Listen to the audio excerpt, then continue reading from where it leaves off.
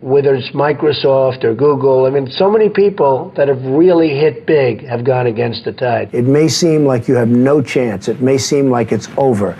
Never, ever quit. If you're a quitter, I hope you quit right now and stop watching immediately. And people that can handle pressure can be entrepreneurs, can be successful. He's an American businessman, politician, and 45th President of the United States of America. As of 2017, Forbes listed him as the 544th wealthiest person in the world with a net worth of $3.5 billion. His presidential campaign received unprecedented media coverage and international attention. He's Donald Trump, and here's my take on his top 10 rules for success, volume 2. Rule number 2 is my personal favorite, and I'm curious to figure out which one you guys like the best. Also, guys, as you're watching, if you hear something that really resonates with you, please leave it down in the comments below, put quotes around it so other people can be inspired by your sharing. And also, when you write it down, you're much more likely to lock it in for yourself too. Enjoy.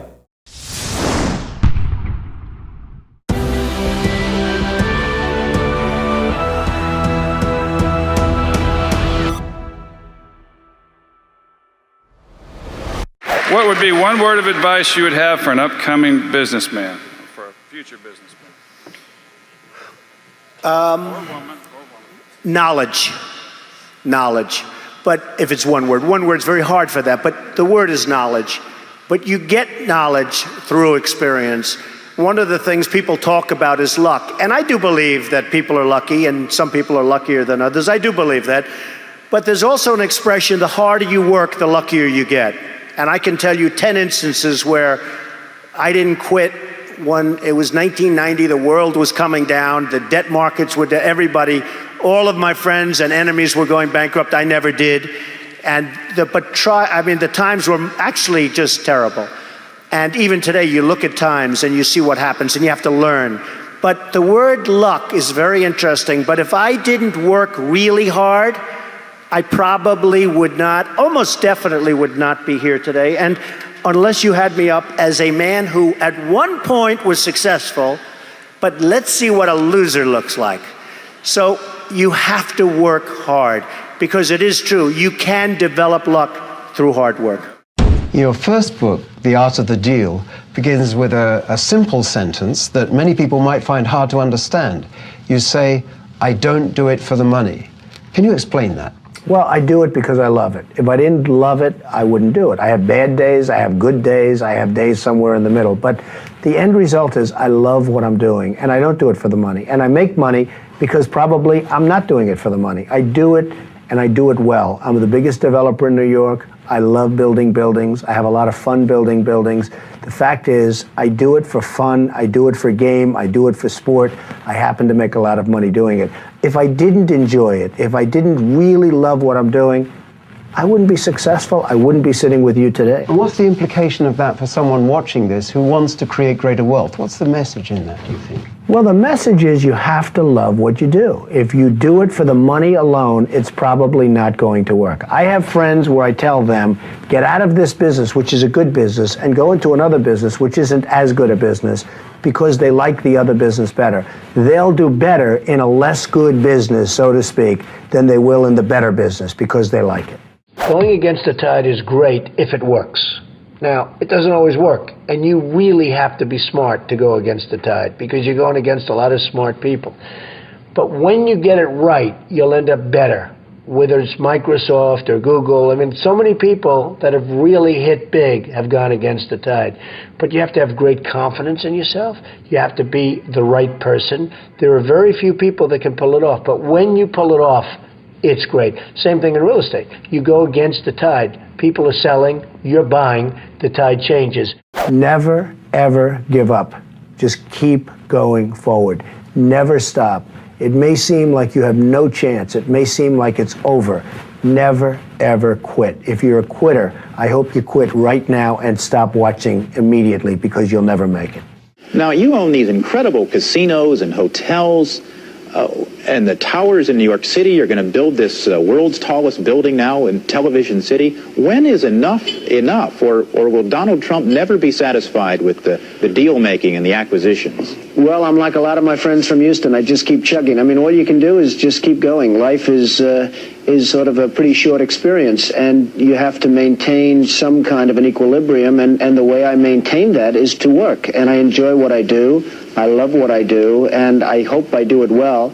And so I just keep going forward, Dan, and it's so far it's paid off. Are you smarter than most people who would call themselves entrepreneurs? Do you work harder? What is the deal with you anyway? Well, that's an interesting question. I don't know if anyone's ever asked me the question, am I smarter than other people? I think that without a certain innate intelligence and without a certain drive, you're not going to be successful.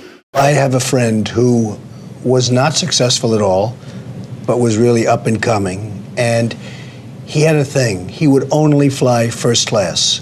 I'm not saying do this because for somebody it won't work, but he needed that mentally. Right. He wanted to fly first class because mentally he wanted to think he was the best, and that's it. And even though he didn't have much money at the time, this is years ago, he would always fly. I used to criticize him, but it put him in a good state of mind, and he became a very, very successful guy. Yes. Very, very successful. Yes. And I've always remembered that. He would never fly coach. Right. He would always fly first class, even though he didn't have the means to fly. So, look, it's complicated, but whatever it takes to train that. I've always believed in positive thinking. At the same time, I don't want to mislead. I also believe in aspiring, in terms of what you're doing, aspiring to protect against the downside. You can't just be this wonderful guy walking around, everything's positive, because unfortunately, that's not the way the world is. I love to tell people to think about the challenges so that when they do come along, you're ready. Let's suppose that I have a job, but I have the feeling that I want to start my own business. How would I know that I'm the right kind of person for the entrepreneurial life? To me, that's the best question you've asked, and it's also the toughest. Somebody has a family, has a job, they have a nice job, they get X dollars a week, they don't have to worry about very much, it's not going to be great, they're not going to live in Palm Beach, but you know what? They have a job, and it's income coming in. The hardest thing to do, in my opinion, in business, is to leave that job and become an entrepreneur, because you're risking your wealth, you're risking your family, your health, your family's health. You're really risking a lot. You have to know in your gut whether or not you have it to be an entrepreneur. Can you handle pressure? Can you handle all of the problems that you're going to be confronted with? And there'll be many, many problems. But the toughest job that somebody has, in my opinion, in business, is to know when to get out of something and when to go in something, because that's a very, very risky proposition. You know, when people ask me about success, I've just started thinking about it over the last couple of years because I've seen a lot of it. You have to have an ability to handle pressure, because no matter how successful you are, I have many, many friends and enemies, a lot of enemies too, I don't care, but they're smart. I have a lot of enemies, and I've watched people and I've seen it. And people that can handle pressure can be entrepreneurs, can be successful. Now, I have some friends that are really, really smart, but they can't handle pressure. In which case, they should work for somebody, do great, and have a good life. There's nothing wrong with it. Because I almost think that's an instinctive thing, the ability to handle pressure. Now, one of the things I tell people about pressure is, you know what? They said, how do you handle pressure? Who's had more pressure than me? Have I had pressure over the years? And, you know, I mean, I get criticized in my hair, but it's not so bad, and it's real, it's mine. You know it is my real hair. I mean, I get killed. I had an article recently that was so good. It was such a great article. And then it had one line, but he wears the worst hairpiece I've ever seen. I couldn't show the article to anybody, and it's not even true. But you have to have the ability to handle pressure. And if you can't handle pressure, you have to know that about yourself. You have to know that about yourself. So, handle pressure. If you can't, that's okay. But one of the things I tell people about handling pressure is, remember, because they asked me the question, how do you handle the stress? And you know, somebody actually said, Donald, you're so handsome. Do you believe this? I love this person. you're so handsome. How have you stayed so handsome under all this pressure? And I actually thought of it to myself. You have to remember, it doesn't matter. God matters, your family matters. It doesn't matter. And if you say it, I have some people, they say, I've got to be successful. I've got to be. They'll never be successful. It's too crazy. They can't think straight. Does that make sense? Does that make sense to you that was going crazy, standing up about your success, right? So you've got to handle it. Now he's a little bit more low key. That's very good. I like that. We've calmed him down. So you've got to be able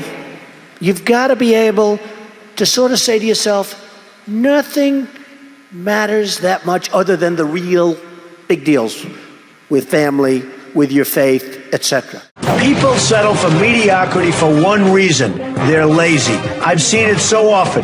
People go into something, they don't want to go that extra step. They know it's not going to be great. It might be good. It might be okay. It's not going to be great.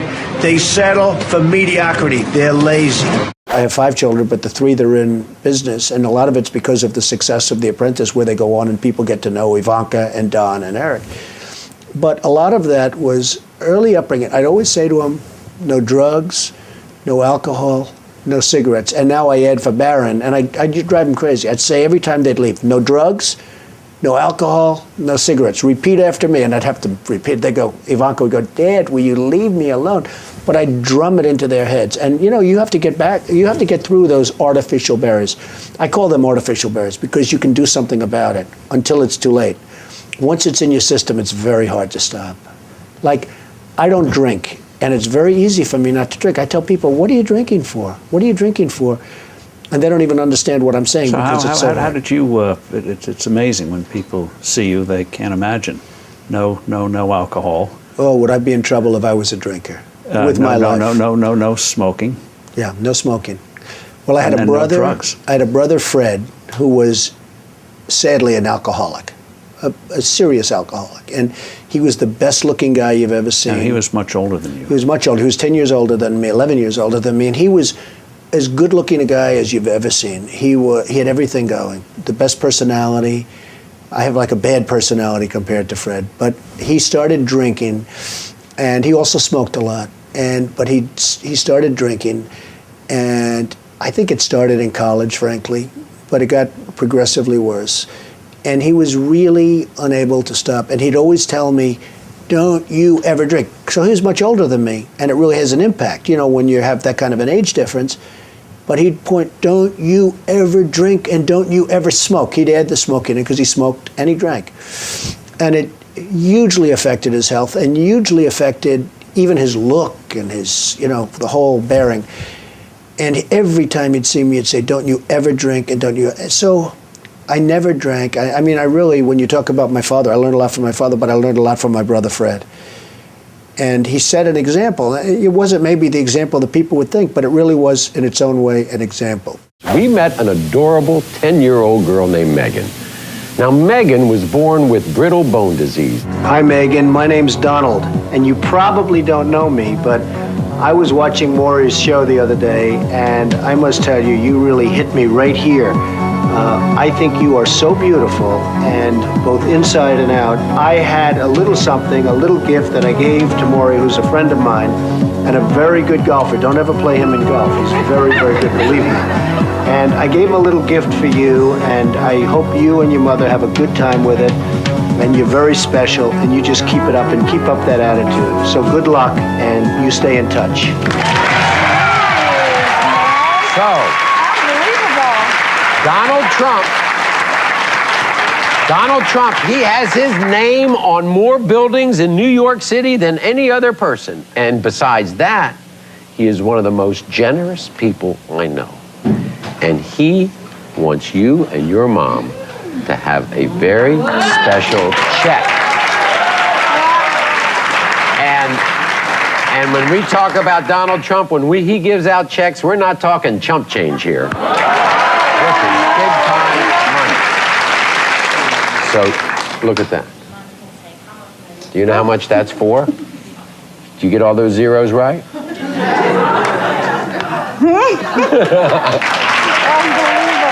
Hi, Donald. Good.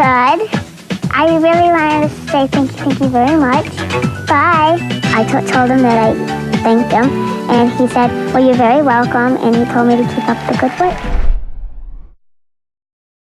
Thank you guys so much for watching. I'd love to know, what did you think of this video? And in general, what do you think of the Volume 2 series? Leave it down in the comments below. Also, I'd love to know, what did you learn from this video that had the biggest impact on you? What did he say that resonated with you the most that you're going to immediately apply somehow to your life or to your business? Leave it down in the comments below. I'm super curious to find out. Finally, I want to give a quick shout out to Kelly Quinton. Kelly, thank you so much for picking up 10 copies of my book and sharing it with your friends. I really, really, really appreciate the support, and I hope you all enjoy the read. So thank you guys again for watching. I believe in you. I hope you continue to believe in yourself and whatever your one word is. Much love. I'll see you soon.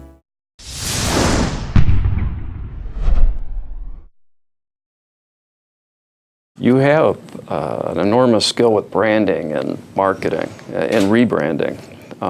What would you give as advice to small and medium-sized business owners for branding and marketing? Well, the first thing is you have to have a good product. If you don't have the product, forget it. But assuming they have a really good product, you have to get the word out. You know, I know people that are better singers, more talented than Frank Sinatra. You'll never hear about them. I know one in particular, a person who really is talented, always practicing, always rehearsing, and yet if the New York Times calls for an interview, no, I'm not ready yet, I'm not ready yet. They're never ready. You got to get out and do it. Also, you have to sort of let the press know that you exist. Getting good ratings on things, like I have golf courses that have high ratings, and then once you get the ratings, you got to let people know you have the ratings. It's a long process, and it takes a long time. It's really just a wonderful thing if you can have a mentor. Having a mentor makes a big difference in life. Now, you have to look around who's somebody that you aspire to be or to be like, but having a mentor is a wonderful thing. Something I do have to ask you is, what's it like to wake up and be Donald Trump? When you're shaving in the mirror and you're looking at yourself, you're an icon. What is that like? Well, I'm honored by your question, but I don't really think about it that way. I mean, I wake up and I do shave and I do use a mirror and all of that stuff. But, you know, I go to work. I'm in my office early. I leave late. I work hard. I employ a lot of people, lots of education, lots of everything I supply for people by giving them a check every week. Lots of health care, frankly, and it makes me feel good. I know a lot of people where a couple of my employees, their wives have cancer and they're being well taken care of because they have a good program under the Trump Organization, and I'm happy about that. So I just feel I've done a really good job. I've created a lot of quality, and I've given a lot of people jobs.